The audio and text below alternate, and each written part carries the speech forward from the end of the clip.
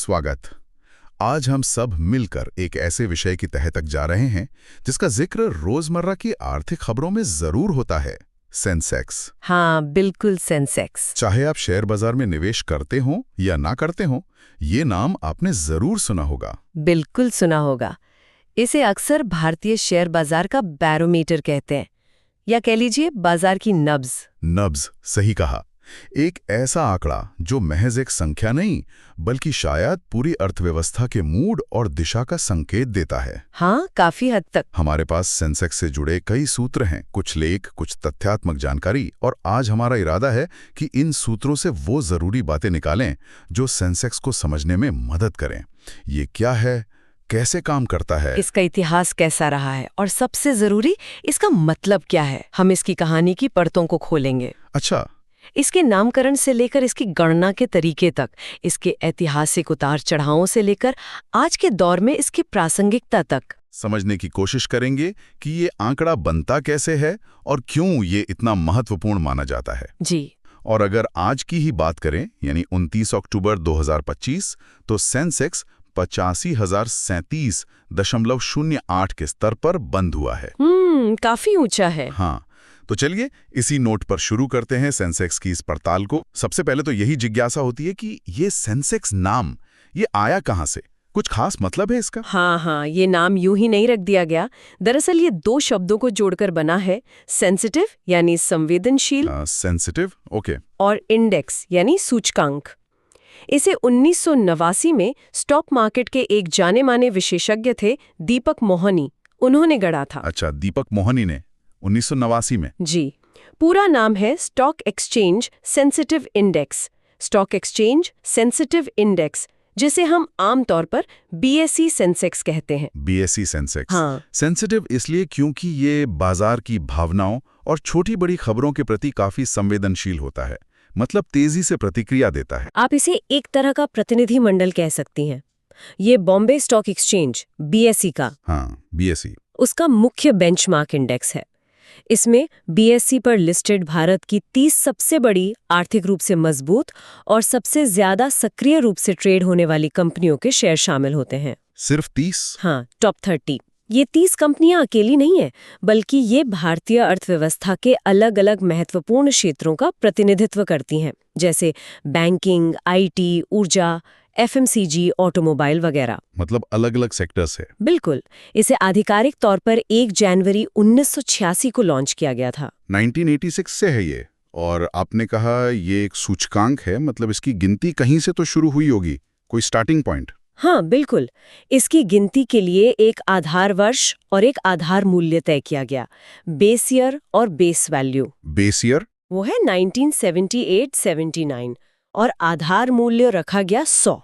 100? सिर्फ 100। हाँ। 100। इसका मतलब ये हुआ कि 1978-79 में इन 30 प्रतिनिधि कंपनियों का कुल बाजार मूल्य 100 मान लिया गया था, एक शुरुआत के लिए। अच्छा। तो आज जब हम सेंसेक्स को 85,000 के पार देखते हैं, तो ये दरअसल उसी शुरुआती 100 के मुकाबले हुई वृद्धि को दिखाता है। वाह, मतलब इतने सालों में इन टॉप कंपनियों का मूल्य इतना गुना बढ़ गया। बिल्कुल। ये बताता है कि हम कहाँ से चले थे और कहाँ पहुंचे हैं। तो ये सिर्फ एक नंबर नहीं बल्कि भारतीय अर्थव्यवस्था की प्रगति का एक लंबा रिपोर्ट कार्ड है। आपने बिल्कुल सही समझा। निवेशक और फंड मैनेजर्स इसका इस्तेमाल सिर्फ बाजार के प्रदर्शन को नापने के लिए ही नहीं करते, बल्कि अपने निवेश पर मिले रिटर्न की तुलना करने के लिए भी करते हैं। वे देखते हैं कि क्या उनका निवेश सेंसेक्स से बेहतर कर रहा है या पीछे है। अच्छा, एक बेंचमार्क की तरह। हाँ, बिल्कुल। और साथ ही ये अर्थशास्त्रियों और पॉलिसी मेकर्स के लिए भी अर्थव्यवस्था की सेहत पर नजर रखने का एक जरूरी पैमाना है। विदेशी निवेशक भी इसे देखकर भारतीय बाजार में भरोसे का अंदाजा लगाते हैं। अब ये जानना दिलचस्प होगा कि ये 30 कंपनियां मिलकर सेंसेक्स के इस आंकड़े को तय कैसे करती हैं। क्या सबका बराबर का योगदान होता है? नहीं, बराबर नहीं होता। मान लीजिए कोई बहुत बड़ी कंपनी है और कोई उससे थोड़ी छोटी, तो क्या दोनों का असर सेंसेक्स पर एक जैसा पड़ेगा? नहीं, ऐसा नहीं है। सभी कंपनियों का वजन या कहिए प्रभाव बराबर नहीं होता। पहले शुरुआत में इसकी गणना वेटेड मार्केट कैपिटलाइजेशन विधि से होती थी। Weighted market cap? हाँ, जिसमें कंपनी के कुल बाजार पूंजीकरण यानी उसके सभी शेयरों के कुल मूल्य को आधार बनाया जाता था। लेकिन सितंबर 2003 से एक ज्यादा परिष्कृत तरीका अपनाया गया। 2003 से? क्या? उसे कहते हैं free float market capitalization. Free float, ये शब्द मैंने सुना है। इसका मतलब क्या है और ये पहले वाले तरीके से बेहतर क्यों माना जाता है? देखिए, फ्री फ्लोट का मतलब है कंपनी के वो शेयर जो आम निवेशकों यानी हम और आप जैसे लोगों के खरीदने और बेचने के लिए वास्तव में बाजार में उपलब्ध है। हाँ, जो ट्रेडिंग के लिए हैं। हाँ, इसमें वो शेयर शामिल नहीं किए जाते जो कंपनी के संस्थापकों मतलब प्रमोटर्स हाँ, प्रमोटर्स या सरकार या किसी बड़ी रणनीतिक निवेशक कंपनी के पास लॉक इन होते हैं, क्योंकि वो शेयर तो रोज ट्रेड नहीं होते ना। सही बात है। फ्री फ्लोट विधि इसलिए बेहतर मानी जाती है क्योंकि ये सिर्फ उन्हीं शेयरों के मूल्य को गिनती में लेती है जो सचमुच बाजार में ट्रेड हो रहे हैं। इससे इंडेक्स बाजार की वास्तविक गतिविधियों को ज्यादा सटीकता से दर्शाता है। यानी असल में जो शेयर खरीदे बेचे जा रहे हैं उन्हीं का वजन गिना जाता है। ये सुनने में तो ज्यादा तार्किक लगता है। हाँ, बिल्कुल। ये ज्यादा डेमोक्रेटिक भी है एक तरह से, क्योंकि ये बड़े प्रमोटर होल्डिंग्स के असर को कम करता है। तो उसका कोई फॉर्मूला भी होगा? हाँ, इसका एक सीधा फॉर्मूला है। सेंसेक्स इज इक्वल टू जो 30 कंपनियां हैं उनका कुल फ्री फ्लोट मार्केट कैपिटलाइजेशन, आधार मार्केट कैपिटलाइजेशन, आधार इंडेक्स मूल्य। और आधार मूल्य 100 था। हाँ, 100। और इसका आधार मार्केट कैपिटलाइजेशन तय किया गया है 2501.24 करोड़ रुपए। ओके। और ये गणना कितनी बार होती है? क्या हर घंटे या दिन के आखिर में? नहीं, बहुत तेजी से। जब तक बाजार खुला रहता है, हर 15 सेकंड में इसकी गणना की जाती है और इसे ब्रॉडकास्ट किया जाता है। हर 15 सेकंड? अरे बाप रे। जी हाँ, यही वजह है कि आप ट्रेडिंग के दौरान सेंसेक्स का आंकड़ा लगातार ऊपर नीचे होता हुआ देखते हैं। सही में बाजार की धड़कन मापने जैसा है ये तो ये सूचकांक इतनी तेजी से बदलता है, लेकिन इसके पीछे जो 30 कंपनियां हैं वो तो इतनी जल्दी नहीं बदलती होंगी। नहीं, कंपनियां रोज नहीं बदलती। उन्हें चुनने की प्रक्रिया क्या है? कौन तय करता है कि कौन सी कंपनी इस खास क्लब का हिस्सा बनेगी? हाँ, ये एक व्यवस्थित प्रक्रिया है। इन 30 कंपनियों का चयन S&P BSE इंडेक्स कमेटी करती है। S&P BSE index committee? जी, इस कमेटी में बाजार के अनुभवी विशेषज्ञ शामिल होते हैं। ये committee Asia index private limited का हिस्सा है, जो BSE और S&P डाउ जोन्स इंडिसेस का जॉइंट वेंचर है। अच्छा, ग्लोबल एक्सपर्टीज भी है इसमें। हाँ, बिल्कुल। और इस क्लब में शामिल होने के लिए क्या योग्यताएं चाहिए? क्या कोई भी बड़ी कंपनी आ सकती है? नहीं, इसके लिए कुछ कड़े मापदंड हैं। पहला, कंपनी BSE पर कम से कम 1 साल से लिस्टेड हो। 1 साल, ओके। दूसरा, उसका मार्केट कैप इतना हो कि वो देश की टॉप 100 कंपनियों में आए। टॉप 100 में होना जरूरी है? हाँ। तीसरा, उसके शेयर में अच्छी खासी खरीद बिक्री होती हो, मतलब लिक्विडिटी ज्यादा हो, ताकि लोग आसानी से खरीद बेच सकें। बिल्कुल। चौथा, उसका औसत दैनिक कारोबार यानी टर्नओवर अच्छा हो। पांचवां, कंपनी का पिछला प्रदर्शन ट्रैक रिकॉर्ड संतोषजनक हो।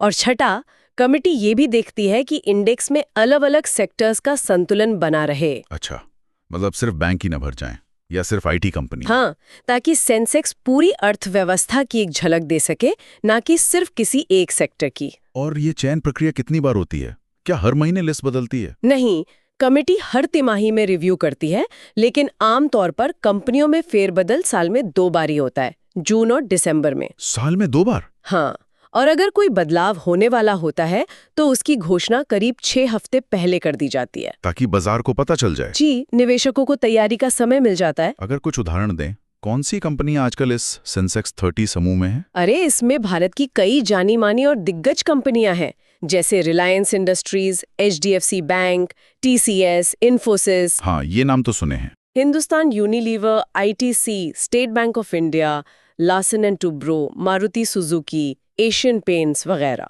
काफी बड़ी कंपनियां। जी, और सूची बदलती रहती है। जैसे हाल में जून 2024 में विप्रो की जगह अडानी पोर्ट्स आया। दिसंबर 2024 में JSW स्टील की जगह जोमैटो। अच्छा, जोमैटो भी आ गया। हाँ, और जून 2025 से भारत इलेक्ट्रॉनिक्स लिमिटेड BEL और ट्रेंट TRNT को भी जगह मिली है। तो ये एक डायनामिक लिस्ट है। तो सेंसेक्स ने 100 से शुरू करके 85,000 तक का ये लंबा सफर तय किया है। ये यकीनन भारत की आर्थिक कमानी का एक अहम हिस्सा है। इस सफर के कुछ खास पड़ाव क्या रहे हैं? बिल्कुल, ये सफर भारत की आर्थिक यात्रा का आईना है। शुरुआत देखे तो 1000 अंक का स्तर जुलाई 1990 में आया। 1990 में 1000। हाँ, फिर 1991 में आर्थिक उदारीकरण हुआ, उसके बाद तेजी आई और 1992 में 2000 अंक पार हुए।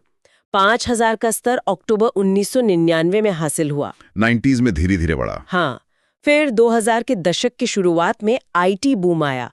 फरवरी 2000 में ये 6000 के पार चला गया। आईटी बूम का असर। जी। फिर 2005 से 2007 का दौर आया, वो काफी तेज था। भारतीय अर्थव्यवस्था तेजी से बढ़ रही थी, निवेशकों का भरोसा काफी ऊंचा था। हाँ, वो दौर याद है। उसी दौर में सेंसेक्स ने 7000 जून 2005, 8000 सितंबर 2005, 9000 दिसंबर 2005 और फिर फरवरी 2006 में 10,000 का महत्वपूर्ण स्तर पार किया। 10,000 वो एक बड़ा माइलस्टोन था। हाँ, मनोवैज्ञानिक स्तर था। 15,000 से 20,000 तक की यात्रा तो बहुत ही तेज थी। 20,000 का स्तर इंट्राडे में अक्टूबर 2007 में छुआ गया, लेकिन क्लोजिंग बेसिस पर यह दिसंबर 2007 में हासिल हुआ। अच्छा। और एक रोचक बात, 18,000 से 19,000 तक पहुंचने में इसे सिर्फ 4 ट्रेडिंग दिन लगे थे। 4 दिन में 1000 पॉइंट, वाह! वो अब तक की सबसे तेज 1000 अंकों की बढ़त थी। और मैंने सुना है 2014 भी एक रिकॉर्ड वाला साल था सेंसेक्स के क्या? हाँ, 2014 काफी यादगार रहा। उस एक साल में सेंसेक्स ने 22,000 से लेकर 28,000 तक के 7 अलग-अलग हजार अंकों के पड़ाव पार किए। एक साल में 7,000 पॉइंट्स के माइलस्टोन। हांगकांग के हैंग सेंग इंडेक्स को भी पीछे छोड़ दिया था। कमाल है। और हाल के वर्षों में ये यात्रा कैसी रही? 50,000, 60,000, ये सब कब हुआ? ये बढ़ोतरी हाल के वर्षों में भी जारी रही है। 30,000 का स्तर अप्रैल 2017 में पार हुआ, फिर 40,000 मई 2019 में। 2019 में 40 के? हाँ, फिर कोविड महामारी का झटका लगा, लेकिन उसके बाद जब रिकवरी आई, हाँ, वो रिकवरी तेज थी। हाँ, तो जनवरी 2021 में 50,000 का स्तर देखने को मिला, सितंबर 2021 में 60,000, दिसंबर 2023 में 70,000 और जुलाई 2024 में 80,000 का आंकड़ा पार हुआ। और अब 85,000 के भी पार है। जी हाँ, हाल का उच्चतम स्तर सितंबर 2024 में बना, जब क्लोजिंग 85,836.12 रही। अगर लंबे समय का रिटर्न देखें, अप्रैल 1969 से लेकर अब तक सेंसेक्स ने सालाना औसतन लगभग 18.6% का रिटर्न दिया है। 18.6% CAGR, ये तो बहुत अच्छा है। हाँ, ये दिखाता है कि लंबे समय में भारतीय बाजार ने निवेशकों के लिए अच्छी संपत्ति बनाई है। ये सुनने में तो बड़ा शानदार लगता है, लेकिन ये सफर एक सीधी रेखा में ऊपर तो नहीं गया होगा। यकीनन इसमें बड़े उतार यानी गिरावटें भी आई होंगी। आप बिल्कुल सही कह रहे हैं। शेयर बाजार की प्रकृति ही उतार चढ़ाव वाली है। इसमें फूल हैं तो कांटे भी हैं। हाँ, वो कौन से मौके थे जब बाजार बुरी तरह गिरा? सेंसेक्स ने कई बड़ी गिरावटें भी देखी हैं। ये अक्सर किसी बड़ी आर्थिक, राजनीतिक या वैश्विक घटना का नतीजा होती हैं। जैसे 1992 में हर्षद मेहता स्कैम का पर्दाफाश हुआ। हाँ, वो तो बहुत बड़ा था। तब अप्रैल में एक बड़ी गिरावट आई।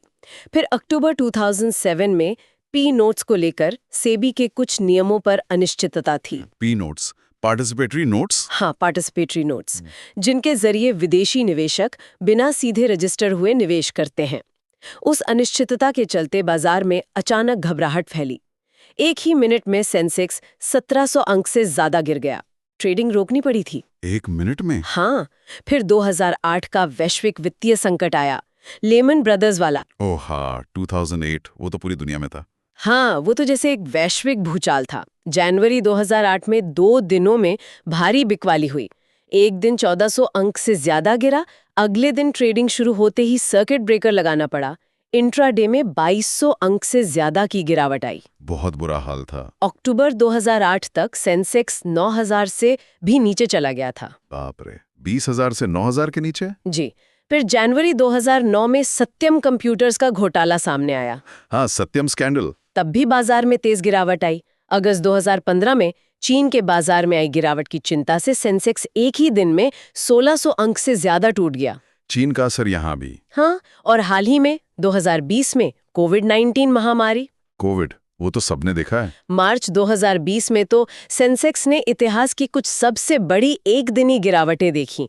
9 मार्च को करीब 1900 अंक, 12 मार्च को 2900 अंक से ज्यादा और 23 मार्च को लगभग 3,935 अंक की गिरावट। 3,935 पॉइंट्स एक दिन में। हाँ, पॉइंट्स के लिहाज से ये अब तक की सबसे बड़ी एक दिनी गिरावट है।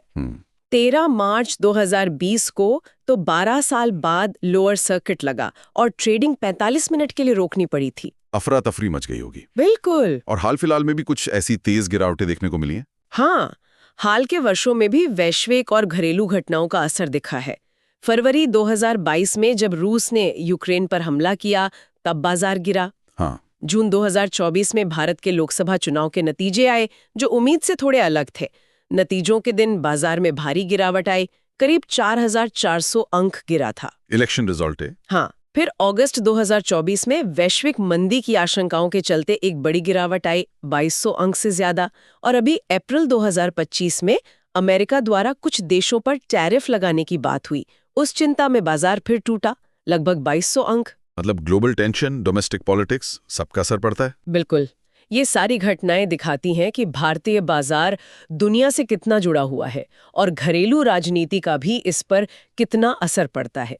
हालांकि बाजार में बहुत ज्यादा गिरावट को रोकने के लिए सर्किट ब्रेकर जैसे सुरक्षा उपाय भी मौजूद है। हाँ, वो एक लिमिट के बाद ट्रेडिंग रोक देते हैं ना। जी, कुछ समय के लिए रोक देते हैं ताकि पैनिक सेलिंग कम हो सके। तो इतनी सारी जानकारी के बाद अगर हम सार निकालें तो एक आम निवेशक के लिए या अर्थव्यवस्था में रुचि रखने वाले किसी व्यक्ति के लिए सेंसेक्स पर नजर रखना क्यों जरूरी है? इसके कई ठोस कारण हैं। पहला, ये भारतीय शेयर बाजार का सबसे जाना माना बेंचमार्क है। सबसे कॉमन। हाँ। दूसरा, ये देश की आर्थिक सेहत का एक महत्वपूर्ण संकेतक माना जाता है। अगर सेंसेक्स लगातार बढ़ रहा है तो आमतौर पर माना जाता है कि बड़ी कंपनियां अच्छा कर रही हैं, अर्थव्यवस्था पटरी पर है। इकोनॉमी का हाल बताता है। तीसरा, निवेशक इसका इस्तेमाल अपने निवेश के प्रदर्शन को मापने के लिए करते हैं। बेंचमार्क है ना। हाँ, अपना पोर्टफोलियो कैसा कर रहा है? बिल्कुल। चौथा, विदेशी संस्थागत निवेशक FIIs भारत में पैसा लगाने से पहले सेंसेक्स के रुझान को जरूर देखते हैं। ये उनके लिए भारतीय बाजार के प्रति भरोसे का एक पैमाना है। FIIs के लिए भी इम्पोर्टेंट है। संक्षेप में कहें तो ये भारत की आर्थिक विकास की कहानी को अंकों में बताने वाला एक शक्तिशाली प्रतीक है। अब एक व्यवहारिक सवाल, अगर कोई व्यक्ति सेंसेक्स की इस ग्रोथ स्टोरी में हिस्सा लेना चाहे, मतलब इन 30 कंपनियों की सामूहिक बढ़त का फायदा उठाना चाहे, तो वो क्या कर सकता है? क्या सेंसेक्स को सीधे खरीदा जा सकता है जैसे हम किसी कंपनी का शेयर खरीदते हैं? नहीं, सेंसेक्स को सीधे नहीं खरीदा जा सकता क्योंकि ये खुद कोई कंपनी या शेयर नहीं है। ये तो सिर्फ एक इंडेक्स है, एक वैल्यू है। अच्छा, ये बस एक नंबर है। हाँ, लेकिन हाँ, इसके प्रदर्शन में निवेश करने के कई लोकप्रिय और आसान तरीके हैं। जैसे? पहला और शायद सबसे आम तरीका है index mutual funds. Index funds, हाँ। ये ऐसे फंड होते हैं जिनका एकमात्र उद्देश्य सेंसेक्स के प्रदर्शन की नकल करना होता है। फंड मैनेजर ठीक उन्हीं 30 कंपनियों में उसी अनुपात में पैसा लगाते हैं जिस अनुपात में वे सेंसेक्स में शामिल हैं। मतलब सेंसेक्स ऊपर तो फंड भी ऊपर? हाँ, लगभग उतना ही, थोड़े ट्रैकिंग एरर और खर्चे काटकर। ठीक है। और दूसरा तरीका है exchange traded funds, ETFs, Sensex ETF या निफ्टी ETFs। ETFs, ये भी सुना है। ये भी इंडेक्स फंड की तरह ही होते हैं, लेकिन इनकी खरीद बिक्री म्यूचुअल फंड यूनिट्स की तरह नहीं बल्कि स्टॉक एक्सचेंज पर किसी शेयर की तरह ही होती है। अच्छा, जैसे शेयर खरीदते बेचते हैं। हाँ, अपने ट्रेडिंग अकाउंट से दिन में कभी भी खरीद बेच सकते हैं। आमतौर पर इनका खर्चा, expense ratio index mutual fund से भी कम होता है। ये तो और बढ़िया है। और कोई तरीका? तीसरा तरीका डेरिवेटिव्स का है, जैसे सेंसेक्स फ्यूचर्स और ऑप्शंस, लेकिन ये थोड़े जटिल होते हैं। फ्यूचर्स एंड ऑप्शंस, हाँ, ये थोड़ा रिस्की भी होता है। हाँ, ये ज्यादातर अनुभवी ट्रेडर्स या हेजर्स इस्तेमाल करते हैं। इनमें जोखिम ज्यादा होता है। ठीक है। और चौथा, आप चाहें तो सीधे उन 30 कंपनियों के शेयरों में निवेश कर सकते हैं जो सेंसेक्स का हिस्सा हैं। अपना खुद का सेंसेक्स पोर्टफोलियो बना लें। लेकिन उसमें तो काफी रिसर्च लगेगी, पैसा भी ज्यादा चाहिए होगा। हाँ, और अपने पोर्टफोलियो को नियमित रूप से मैनेज भी करना पड़ेगा। और इन सब के लिए डीमैट अकाउंट वगैरह चाहिए होगा, है ना? जी हाँ, किसी भी तरह के शेयर बाजार निवेश के लिए, चाहे वो ETF हो या सीधे स्टॉक, कुछ बुनियादी चीजों की जरूरत होती है। एक डीमैट अकाउंट जहाँ शेयर रहेंगे, एक ट्रेडिंग अकाउंट जिससे खरीदेंगे बेचेंगे, और एक बैंक अकाउंट जो इन दोनों से जुड़ा हो। साथ ही पैन कार्ड होना अनिवार्य है। पैन कार्ड तो जरूरी है। ठीक है, सेंसेक्स की बात करते हुए एक और नाम लगभग हमेशा साथ आता है, निफ्टी। हाँ, निफ्टी। ये निफ्टी क्या है और सेंसेक्स से कैसे अलग है? क्या दोनों एक ही हैं? नहीं, ये दोनों अलग अलग सूचकांक हैं, मगर इनका काम एक जैसा है। बाजार का हाल बताना, निफ्टी 50। निफ्टी 50 कहते हैं इसे। हाँ, निफ्टी 50 ये भारत के दूसरे प्रमुख stock exchange, national stock exchange यानी NSE NSE का इंडेक्स है। जी, उसका मुख्य बेंचमार्क इंडेक्स है। सबसे बड़ा अंतर यह है कि सेंसेक्स BSE की टॉप 30 कंपनियों पर आधारित है, जबकि निफ्टी NSE की टॉप 50 कंपनियों पर। अच्छा, उसमें 50 कंपनी है। हाँ, क्योंकि निफ्टी में 50 कंपनियां हैं, इसलिए कुछ लोग इसे सेंसेक्स की तुलना में थोड़ा ज्यादा व्यापक, मतलब ब्रॉडर मानते हैं। क्योंकि ज्यादा कंपनियां हैं। हाँ, शायद थोड़े ज्यादा सेक्टर्स को कवर करता है, लेकिन व्यवहारिक रूप से दोनों ही भारत के सबसे महत्वपूर्ण और विश्वसनीय सूचकांक हैं, और इनके रुझान आमतौर पर साथ साथ ही चलते हैं। मतलब दोनों को ही देखना चाहिए। हाँ, दोनों ही अहम हैं। तो आज हमने सेंसेक्स की काफी गहराई से पड़ताल की। हमने समझा कि ये BSE का बेंचमार्क इंडेक्स है, जिसमें 30 चुनी हुई दिग्गज कंपनियां शामिल हैं। हमने ये भी जाना कि इसकी गणना फ्री फ्लोट मार्केट कैपिटलाइजेशन विधि से होती है, जो बाजार की वास्तविक स्थिति को बेहतर दर्शाती है, और ये कैसे भारतीय अर्थव्यवस्था के स्वास्थ्य का एक महत्वपूर्ण आईना है। और इसका ऐतिहासिक सफर भी देखा, शानदार ऊंचाइयां भी और दर्दनाक गिरावटें भी। बिल्कुल भारत की आर्थिक कहानी के साथ साथ चला आई है। बिल्कुल। हमने वो उतार चढ़ाव भी देखे और ये भी समझा कि सीधे सेंसेक्स को खरीदना मुमकिन नहीं, पर इंडेक्स फंड्स और ETFs जैसे सरल तरीकों से आम निवेशक भी इसकी बढ़त में भागीदार बन सकते हैं। जी हाँ, ये तरीके काफी सुलभ हैं आजकल। आज की इस पूरी चर्चा के बाद एक विचार मन में आता है जिस पर सोचा जा सकता है। हाँ, बताइए। हम देख रहे हैं कि दुनिया की अर्थव्यवस्थाएं एक दूसरे से कितनी ज्यादा जुड़ गई हैं। ग्लोबलाइजेशन, हाँ, इंटरकनेक्टेड है। साथ ही technology, artificial intelligence, green energy जैसे खास क्षेत्र बहुत तेजी से उभर रहे हैं और उनका महत्व बढ़ रहा है। हाँ, ये सेक्टर्स आजकल बहुत चर्चा में हैं। ऐसे में सेंसेक्स जैसे राष्ट्रीय स्तर के व्यापक सूचकांक का महत्व भविष्य में निवेशकों के लिए कैसे बदलेगा? क्या निवेशक भविष्य में किसी देश के समग्र बाजार को दर्शाने वाले इंडेक्स के बजाय किसी खास सेक्टर या थीम पर आधारित इंडेक्स को ज्यादा तवज्जो देंगे? मतलब जैसे AI इंडेक्स हाँ। या क्लीन एनर्जी इंडेक्स। हाँ, बिल्कुल। खासकर जब वो किसी खास अवसर या जोखिम को ज्यादा बारीकी से समझना चाहते हों। क्या ये सेंसेक्स जैसे व्यापक इंडेक्स सिर्फ एक ओवरव्यू बनकर रह जाएंगे? ये एक दिलचस्प सवाल है भविष्य के लिए। क्या ब्रॉड इंडेक्स की जगह स्पेसिफिक इंडेक्स ले लेंगे? हाँ, इस पर विचार किया जा सकता है। वाकई सोचने वाली बात है कि निवेश का फोकस कैसे बदल सकता है। खैर, आज सेंसेक्स पर इस विस्तृत और रोचक बातचीत के लिए आपका बहुत बहुत धन्यवाद। धन्यवाद। उम्मीद है हमारे श्रोताओं को सेंसेक्स की दुनिया को समझने में मदद मिली होगी। अगली बार फिर हाजिर होंगे एक नए विषय और उसकी गहरी पड़ताल के साथ। नमस्कार।